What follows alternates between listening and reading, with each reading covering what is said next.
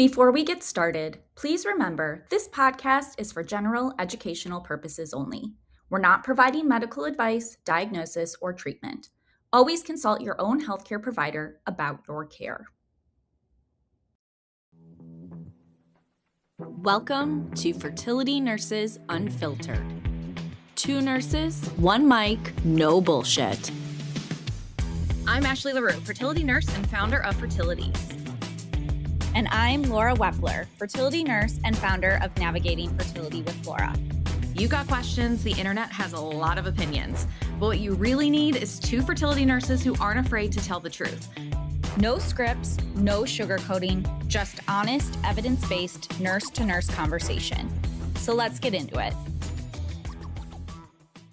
Hey everyone, welcome back to Fertility Nurses Unfiltered. Ashley and I are so grateful to be back with you this week, and we are joined by Elana Frank, the founder and CEO of the Jewish Fertility Foundation. We're so excited for her to be here today and talk all things financial side of fertility treatment, which I think we want to demystify a little bit. I think there's a lot out there on the internet, and there's some good resources, and there's a lot of not so great resources, as we always talk about on the podcast. So I'll go ahead and just kind of give a little introduction here of Elana. So Elana is an entrepreneur and a mom to 3 boys through IVF and embryo donation.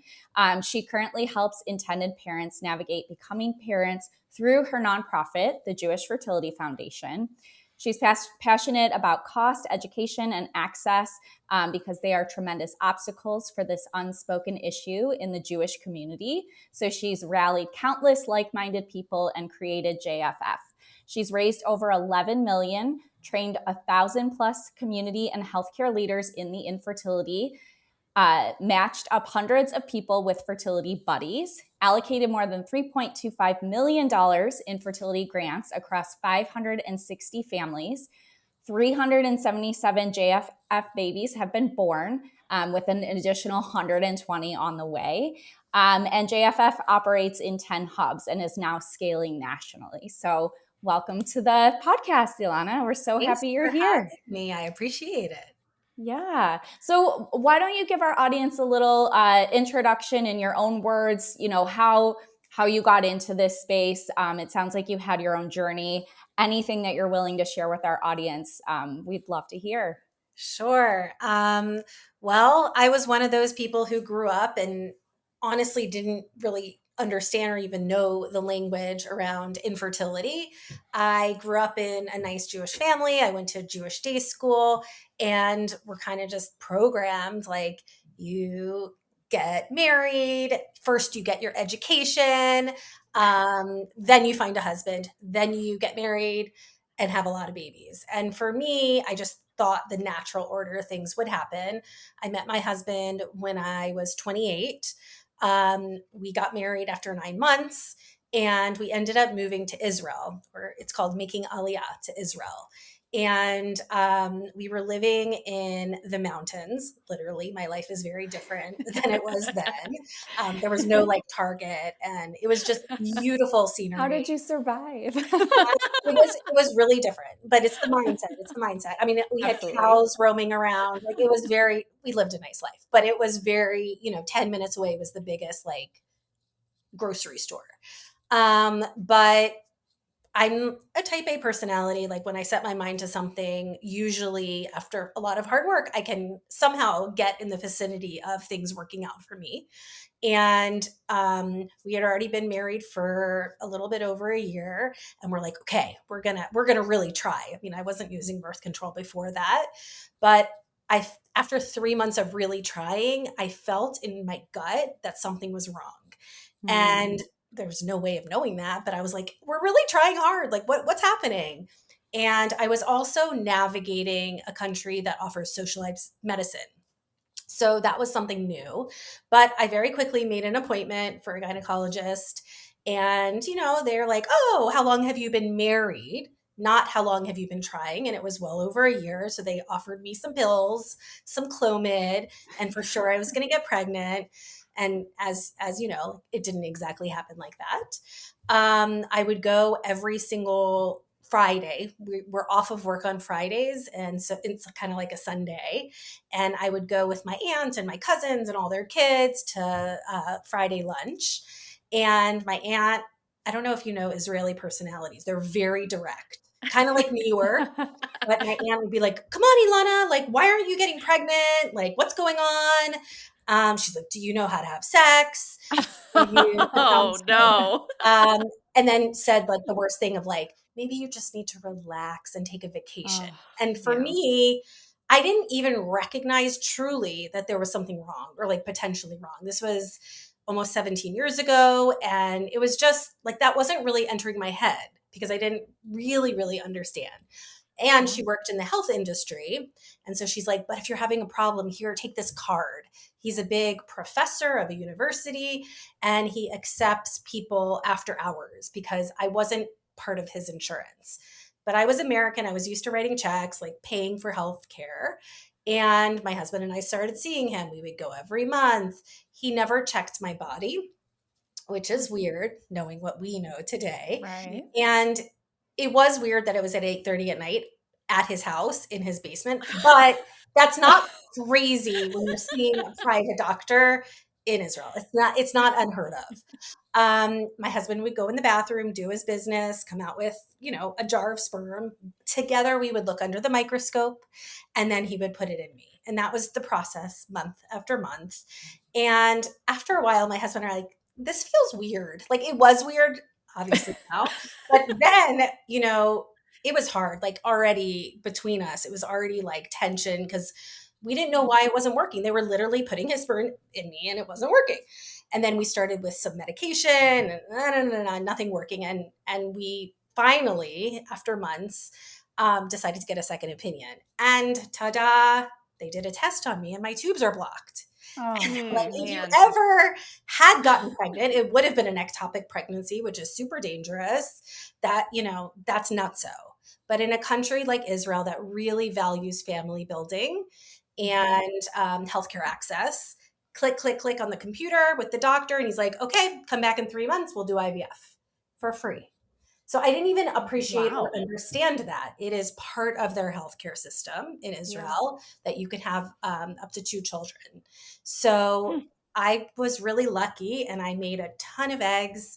We made a ton of embryos. Back then we didn't test them. They would put in 2 or 3 each time. And the first time it stuck. And he is almost 15 now. Wow. And then we went back a year later. And it stuck. They put in 2 again.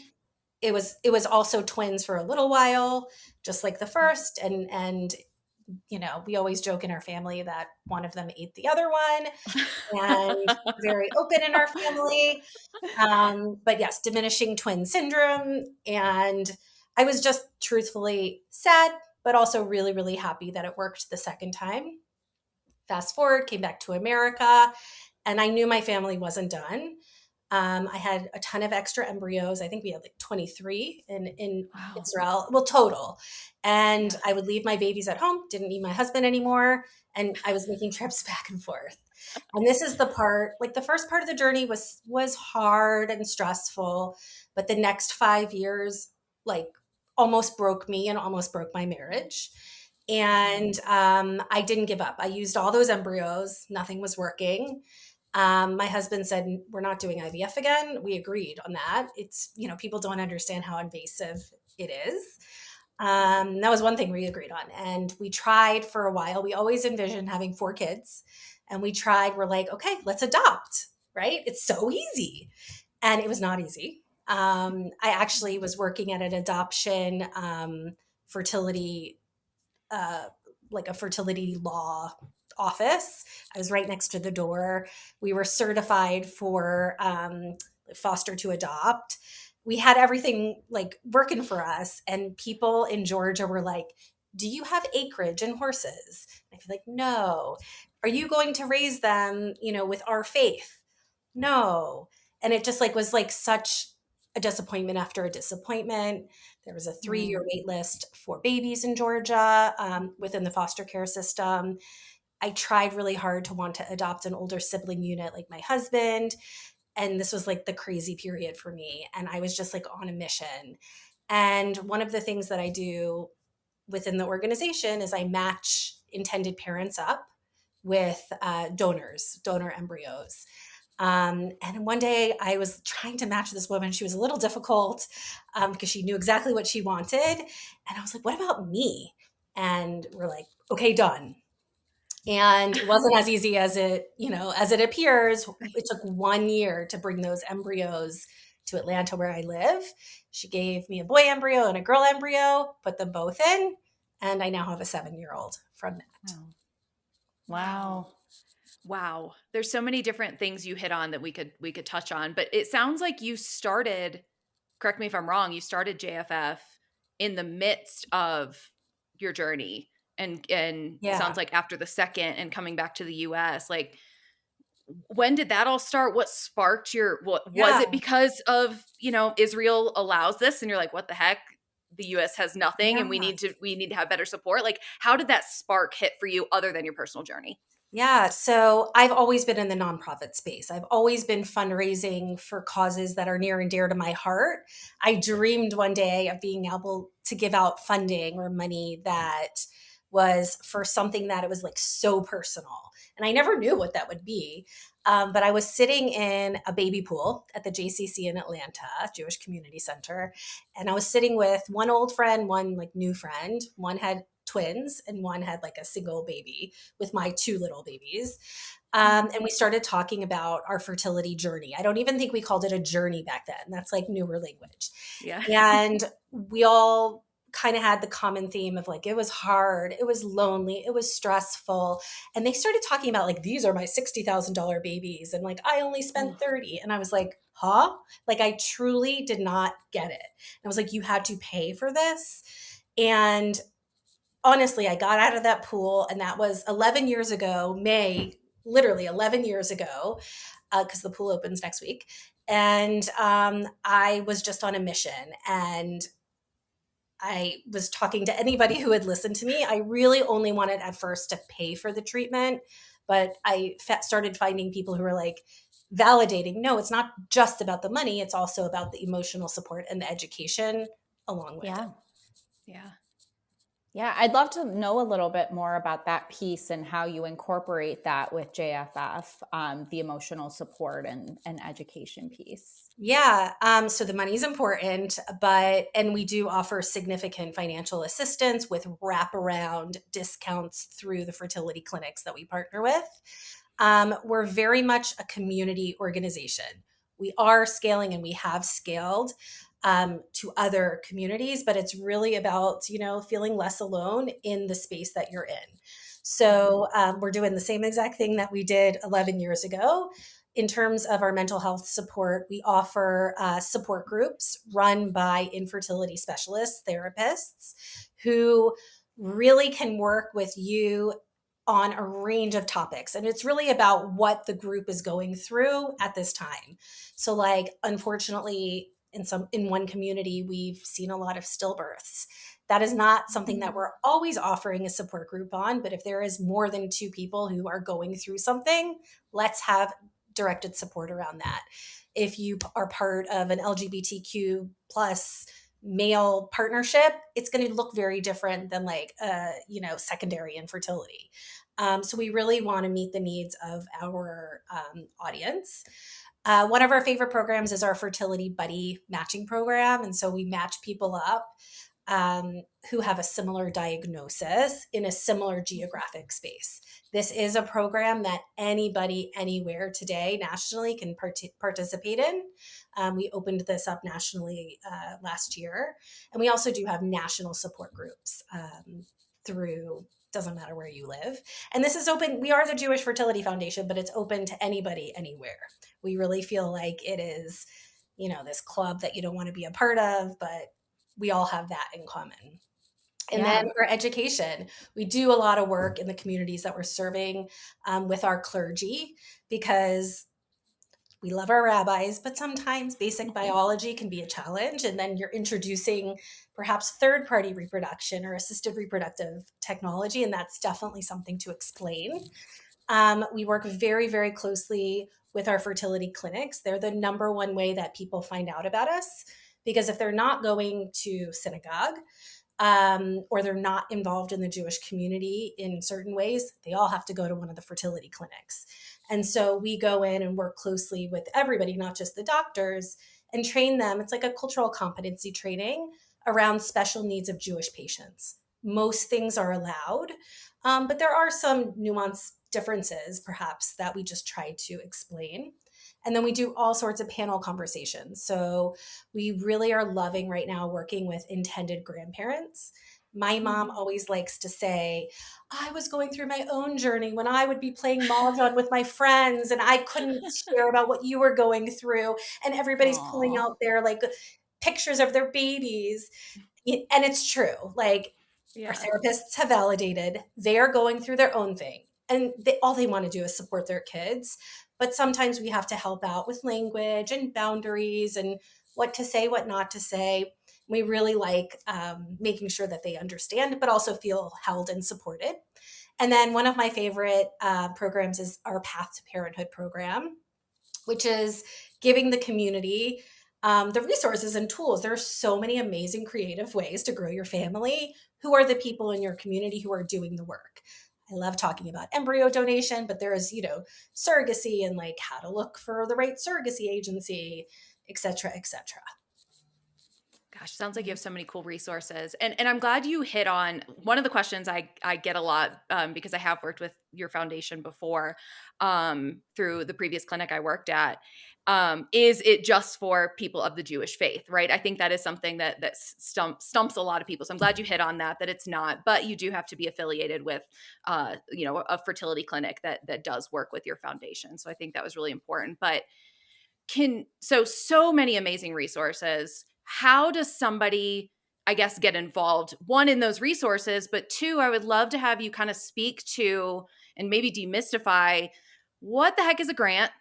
How does somebody even sign up for that? The Jewish Fertility Foundation, correct me if I'm wrong, does something very unique in the grant space. I think a lot of people think it's, one grant and it's a ton of money, which a lot of people need in the space. You do something very unique where it's smaller chunks that you can give to more people and more families to help build, to reach more families. So I know that was a lot of questions in one, but I'd love to have you kind of speak more to all of that.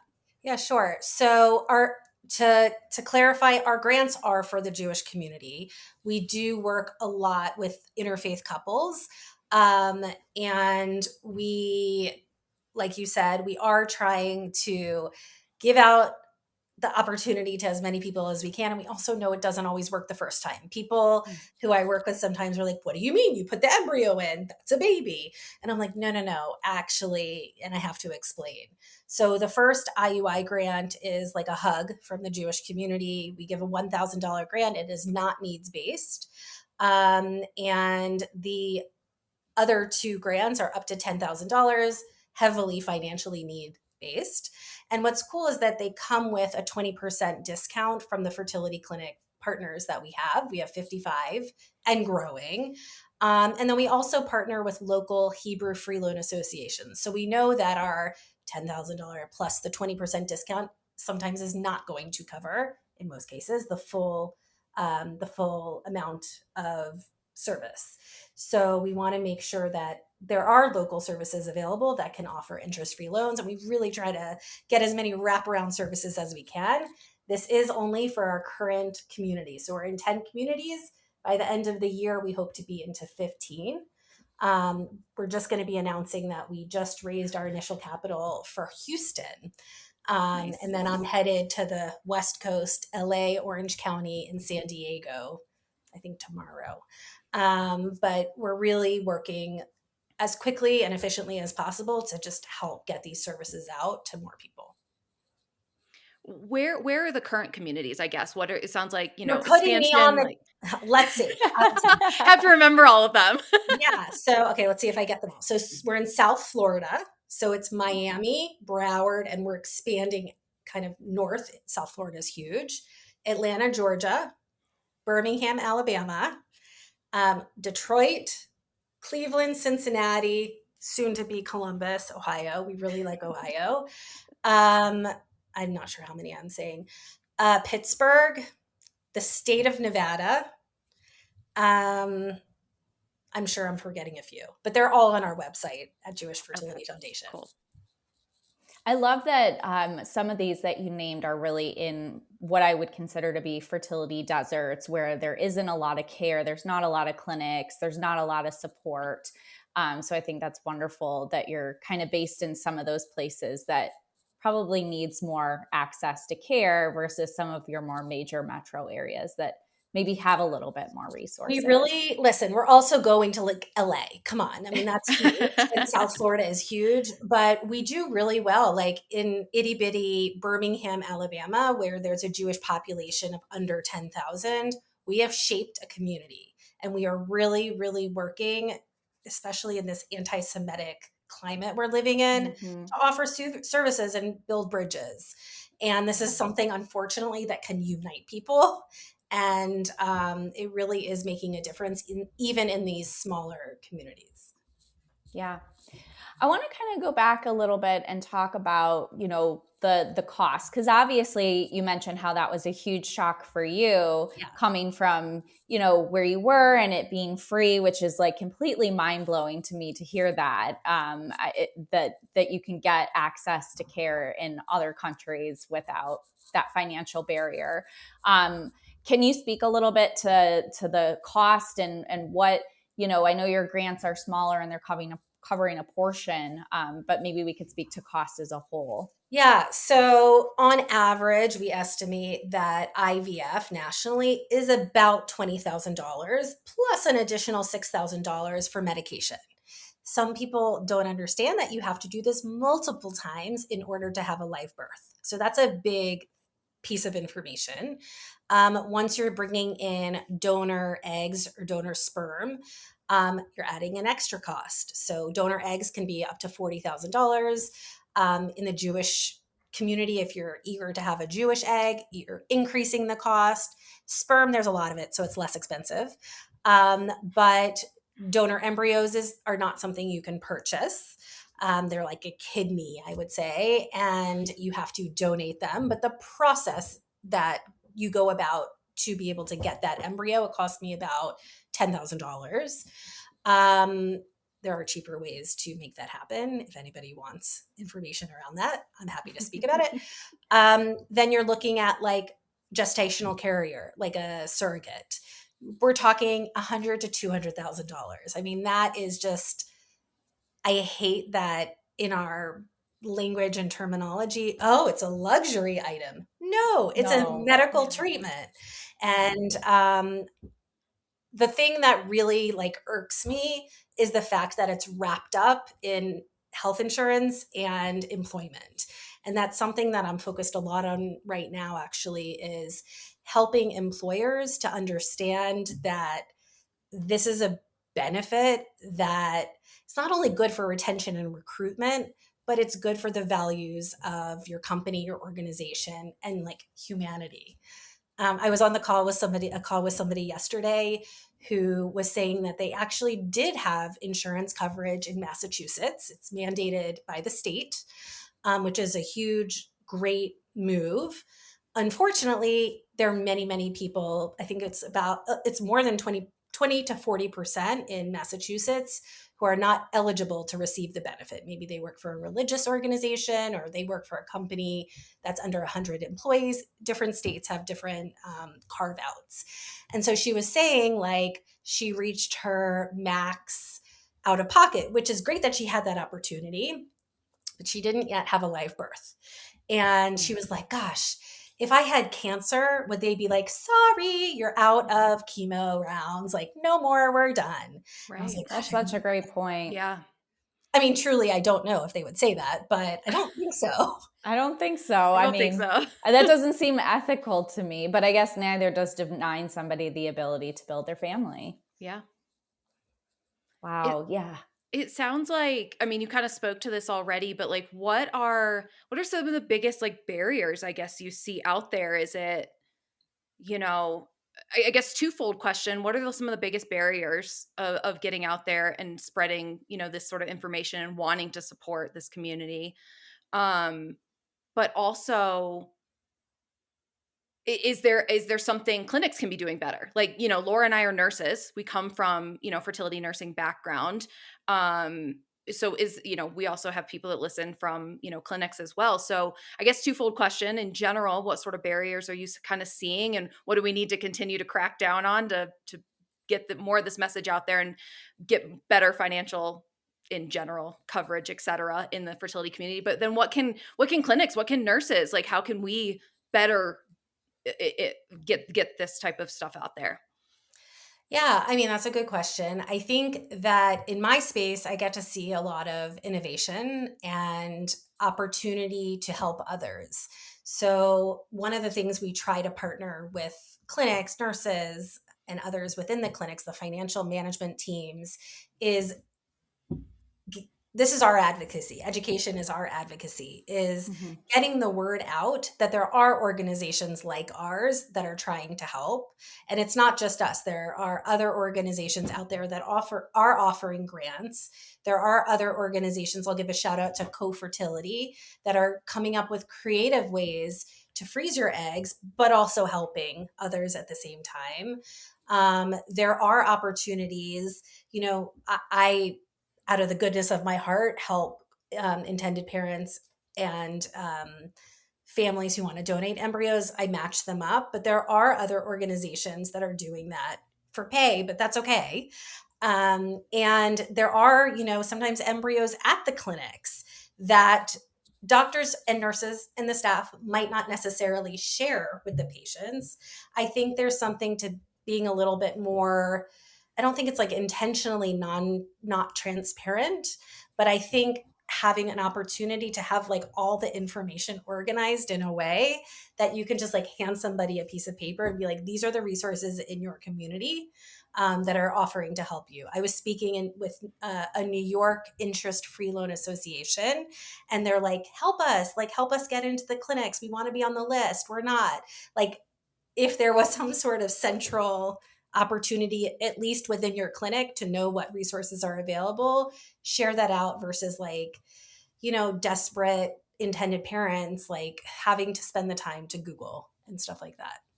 Yeah, that's a really good point. I mean, I think about back when I was in the clinic. I mean, my eyes being out of the clinic have been open to so much more availability and opportunities out there for patients. I don't think I knew that when I was in the clinic. I don't really think I knew about financial grants, or if somebody were to ask me a question, where I would even point them. So I think it's probably really important that message gets to the nurses, because as Ashley and I always talk about, like, they're the front lines for the patients. They're the ones having those conversations day in and day out. And providing that education. But I agree, if we could somehow organize that all in a central. I mean, I'm not putting that on you, but even no. Like, I don't know, whoever's the what do they call them? Like the person who's in charge of the clinic. Like, if that's something that they can find the tools and resources and then give it out to. Yeah, I don't know. I think so. I think you hit on something really important too, is that, and it's something Laura and I have talked about. We're getting more and more, I think, in the fertility space, for patients to have to be very self-directed. And, we've kind of gotten away from a little bit more of that hand holding, a little bit more of the smaller clinics. Clinics are getting bigger, fertility treatment and infertility is becoming more of a thing. People are needing treatment to build their families more now than ever. And so clinics are trying to play that catch up. And Laura and I have kind of talked about that gap, but I think you spoke to it, is how can we proactively provide information, and then the patient can say, okay, now I have all this information, I can, use it or not, and I can use what maybe pertains to me versus not, versus potentially being, it's a little bit more of a proactive approach versus a reactive, right? Instead of saying like, some patient is, I am financially struggling with this, I have nowhere to start. I don't even know where to start to, I want to go the donor embryo route, or, insert X. Yeah. I think you hit on that really well, is like, I think that is a gap. I think that is a way that, clinics, nurses, support people within the clinics can just do a better job of giving all the options, and then patients can kind of start, instead of us reacting to it, they can say, okay, I need this information, I don't need this information. I think that would be helpful. Absolutely. So One of the things, I know this is a little bit off the financial topic, but I would love, just based on your experience, you had mentioned something about just the emotional toll I think that treatments had taken on your relationship with your partner. And I think that's not something that Ashley and I have touched too much about on the show yet. But because you said that, I was like, oh, this is a good opportunity to talk a little bit about how, you know, emotionally taxing these treatments are and how much they can really impact our relationships with our significant others. I would love if you could, you know, if you're open to speaking about that. Well, I'm open to speaking about it. We've lived in different countries, different states in America going through this. And my husband's like really not, he's like, why do you talk about it with everybody? But that's my way of processing. I always talk about my infertility journey in like 2 periods. One is like my first 2 kids, and then the 5 years trying to have my last kid. And the first part of the journey is like, you know, young, in love, newly married. Okay, we're getting a little bit stuck, but like very much on the same page. We know we want kids. Okay, we want, you know, as many as we can handle. And like we were going to therapy, and like he was saying all the right things, and like we were like so like on the same page. And then when we ran into more trouble, like things really weren't working, with all these, you know, trips back and forth to Israel, putting in all these embryos, like I was losing it a little bit. Like that's like the start of me. I see myself still like I was on a mission. And we were actually living, my husband was commuting to the Bahamas for his work. Don't ask, long story. But we were living in Atlanta with my parents. And so, which was awesome because I had 2 little babies, you know, I was trying to make another one and had a lot of help. And that was also an interesting experience because you talk about like my husband, but it was also like my parents were involved at this point because we were really like all working together to make this happen. Yeah. And it was wonderful and great. Like I even remember after one trip to Israel, like I was one of those people who, when they say like wait and test, I always would buy like in bulk stick. Like I couldn't, I just couldn't. I'm so much of a control freak. And like I knew when it would work and I knew when it didn't. And so like one time after one of these trips to Israel, and it's like you're preparing so much. And I mean, I don't have to tell you guys, but it's such like, it's not like one day you try to get knocked up and like, oh, let me do a test. It's like so much preparation physically, emotionally, financially. And so I took a test and I put it in the trash can. I was negative, and like hours later, my husband went in and he's like, oh, it's positive. And like, I knew I wasn't pregnant, but like, you know, the whole family, my mom, and I'm like, no, it's an evaporation line, but we're all still like, like hopeful. Yeah. Okay. So the whole family's involved. And then we go through all the embryos, years of like stress. And then my mom and husband are like really involved. And they're at the point where they're like, Elana, you've got to focus on the kids you have. And to hear that from your mom and your husband, like together, is weird. But of course, I'm focusing on the kids I have. I love the kids I have. I also know I have more to give. And then that really shifted in me, right? Like I felt like at this point, like I'm really fighting for this alone. And it really became a fight.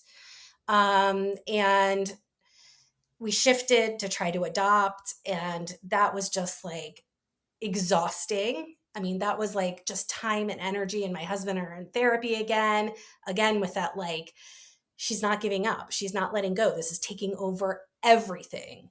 And I was running the organization, starting the organization. I was able to have my own fertility buddies, but it was still hard in our marriage. And I mean, this is like months and months and months. And my husband really, really is way more altruistic than I am. And I really got behind wanting an older sibling unit and from foster care that we would adopt. And everybody was like, in our world was like, no, I think my oldest at the time was like 7 or something. And like the idea was you weren't supposed to go out of age order. But I was like, I need my family to feel complete. I needed to, like, I was obsessed. And I remember thinking even like, like I knew I wanted a baby and I knew that that's what I needed. And I remember like emotionally, we're talking about like I would one time opened the door to his office, and his office at the time was like a big open space of people. And like just imagine a crazy person like running in, like, Jason, I need to talk to you. And I was like, Jason, I don't want an older sibling unit. And he's like, let's go in the hallway. Like I look back now and I'm like, what was I doing? He's like, fine. I'll give you 6 more months. It was always like, because he didn't want to be an older dad like his dad. There's always emotional stuff. Anyway, so he gave me 6 more months to find a baby. It's not easy to find a baby. And then the last thing I'll say is that fast forward, this is all over the 5-year period. I remember the moment where I finally received these 2 embryos. It took a long time. I really, truly didn't even think it was going to happen. FDA regulation in a clinic that the nurses and the finance team and the doctors, nobody was talking to each other. And this was not something very common to bring in embryos from a different clinic. And I really didn't think it was going to happen. It finally did. And like, I felt like it was an intervention. My mom and my husband sat me down. They're like, we want to let you know you're going to put both embryos in. And I was strategizing with myself, like, let me just do one at a time because it's never worked out that 2 have taken. Like, well, I'll do one at a time because I'm already planning like the next thing. What's the next thing if this doesn't work? And they're like, you're done. Like, you are done. We can't do this anymore. And like, to me, thank God it worked because I don't know what my relationship would not have made it. My mother, I don't know where she belonged in all that, but like you need somebody's support. And I didn't, like, that was it. I didn't have it. And, even today, people are like, well, your family's complete. And like, I have this, my family's complete because thank God it's complete, but it sometimes looks a little different than what you envisioned. Yeah. Yeah. Thank you for sharing all of that. I think so many people can relate to the partner or spouse relationship and conversations and potentially disagreements and being on different pages, wanting kind of the same thing, but being on different pages of the journey. I think pulling in other family members, you obviously had a very different scenario living with your parents. So, but I think there are other people out there that are doing that too. And I think there are, grandparents or your parents that are out there that are asked the questions of how do I support my daughter, my son going through this journey if they're aware of it. And so I think you hit on so many things that so many of our listeners can absolutely relate to. And I think one of the things you kind of hit at the end is,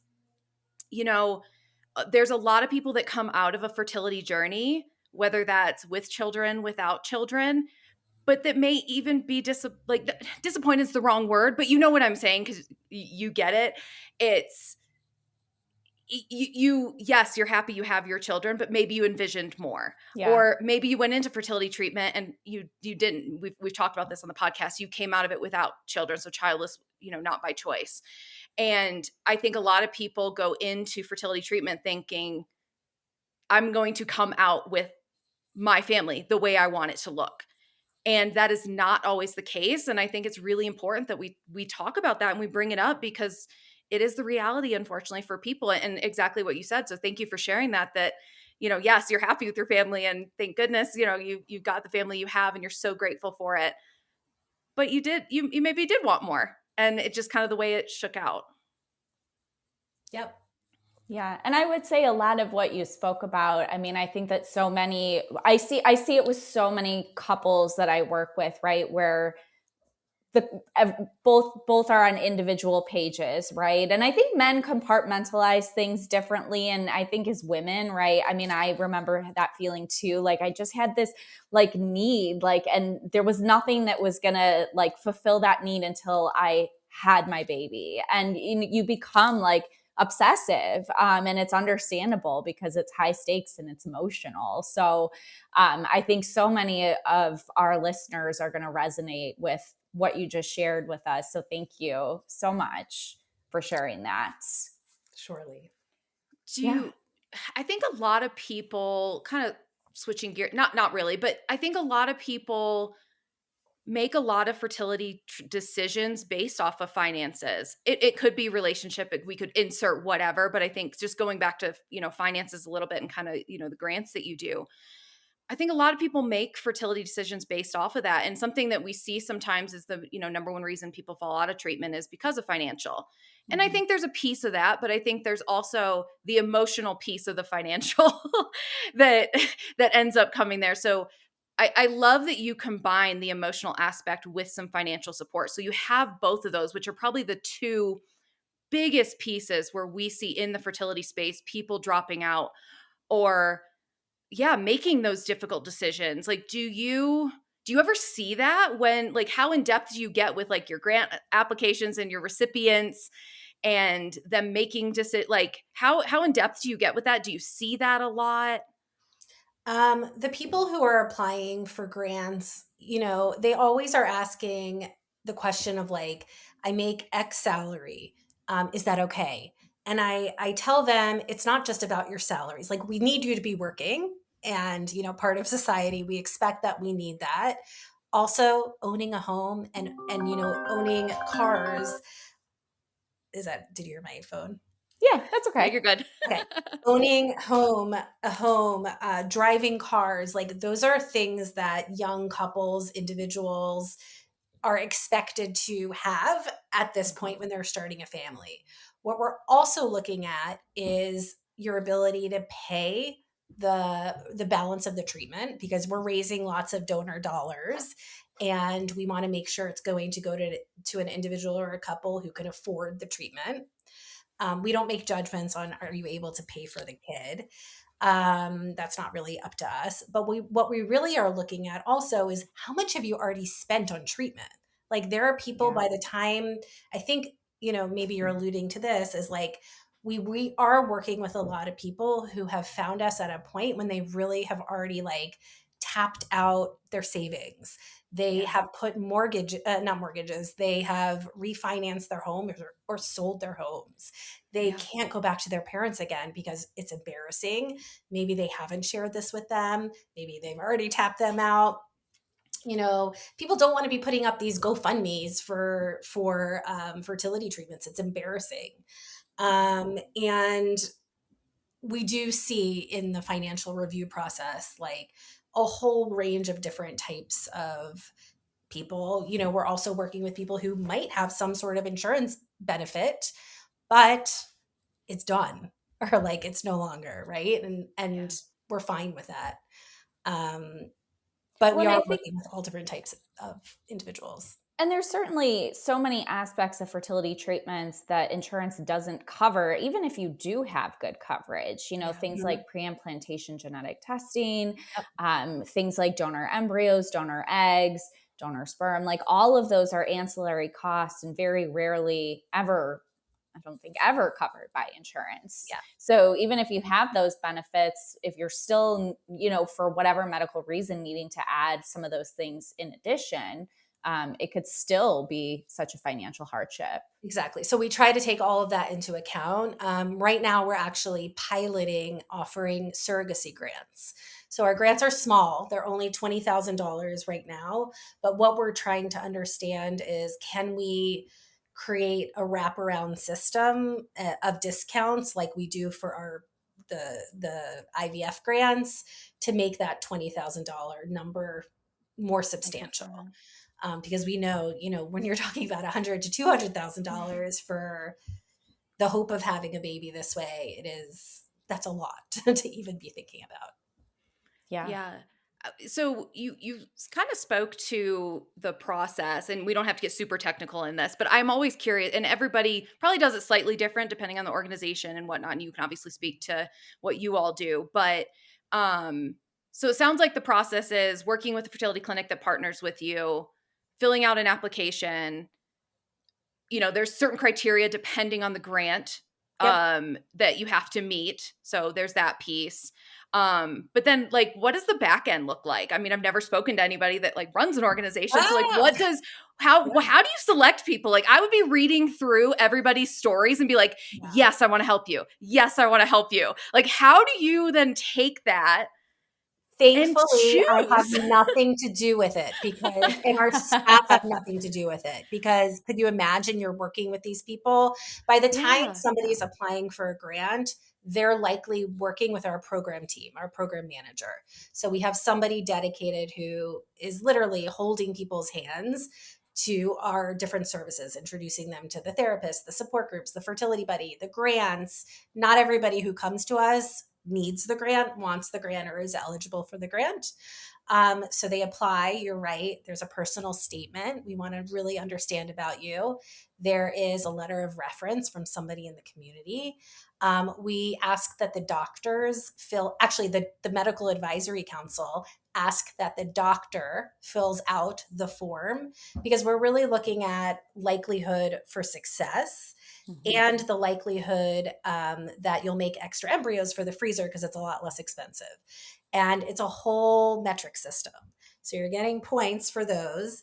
And then we have a financial qualifications committee of 3 people who have been doing this for years and years and years as our volunteers, who all come with an accounting, a legal, and legal background. And we do not give them any personal identification. They're literally looking at numbers and spreadsheets and budgets and W-2s and like, these are the math brains. Last night, I think they were working for 3+ hours on, I think we just gave out 18 grants last night. We do it on a rolling basis because we understand they meet about once a month, but we'll do it quicker if somebody, has to pay a bill or sometimes things happen and they need an answer ASAP. And we really pride ourselves on understanding that. And like, when you're eligible to be able to go through treatment, you need an answer now.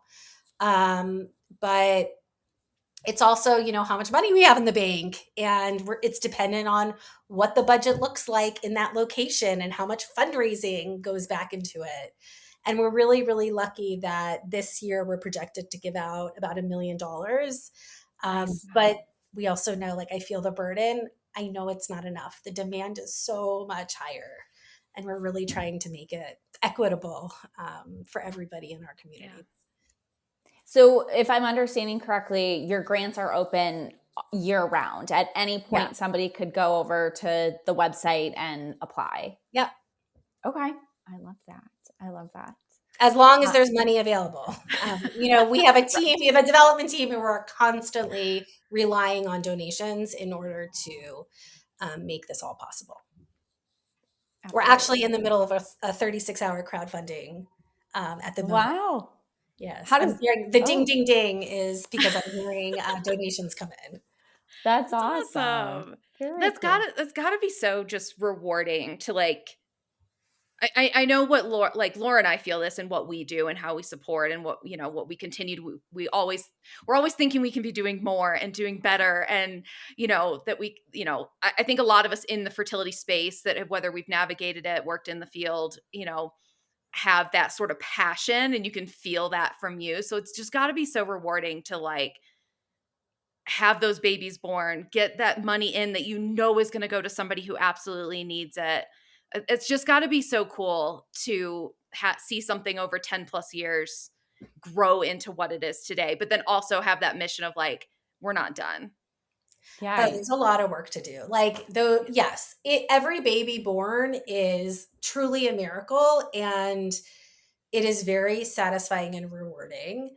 Also, as a professional, I'm really enjoying the like maybe not as fun, sexy stuff of like building a field, building an organization. We have 17 amazing badass. Am I allowed to say badass? Absolutely. Totally.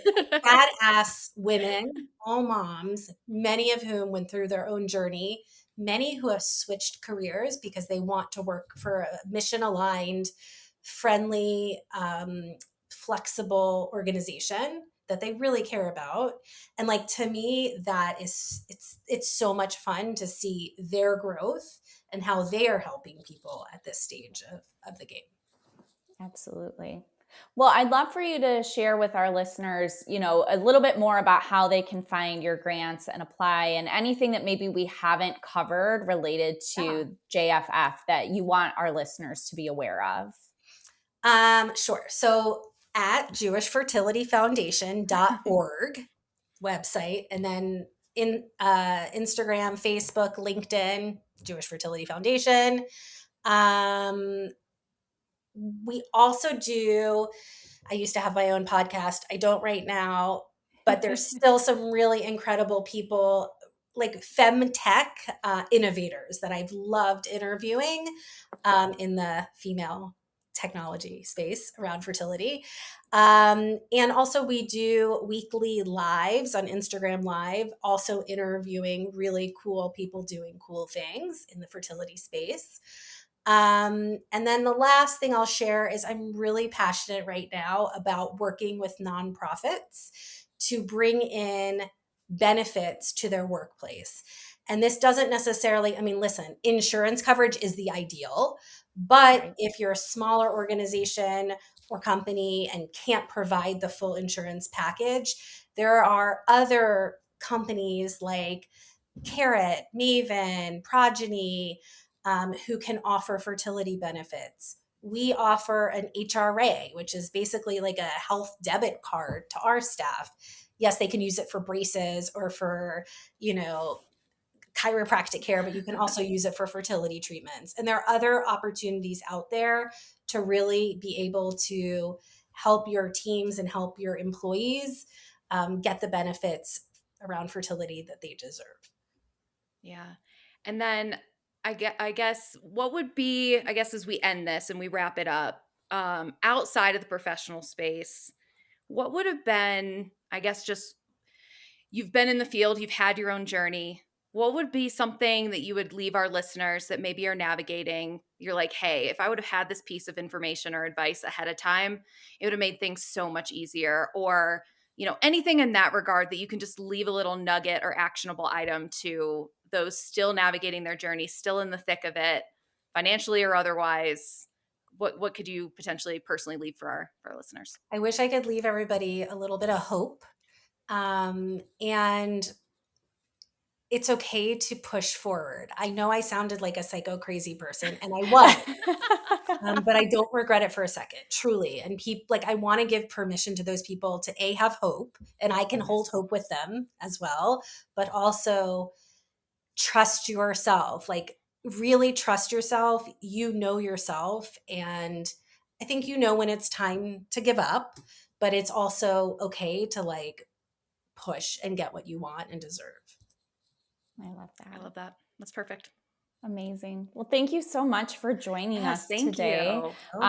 We will be back next week. And for all of our listeners, if you could please, hit that like, subscribe, follow button, share. We would love to talk with you more. So I hope everyone has a great week. Thanks. See you next time. If this conversation resonated, comment, or subscribe, share, send us your questions. Nothing is off limits. And wherever you are in your journey, know this: you deserve support that's real and human. Never forget to ask your questions, advocate louder, and remember, you're not crazy. Fertility is hard. That's it for today's episode of Fertility Nurses Unfiltered. Thanks for spending your time with us today. We'll see you next time.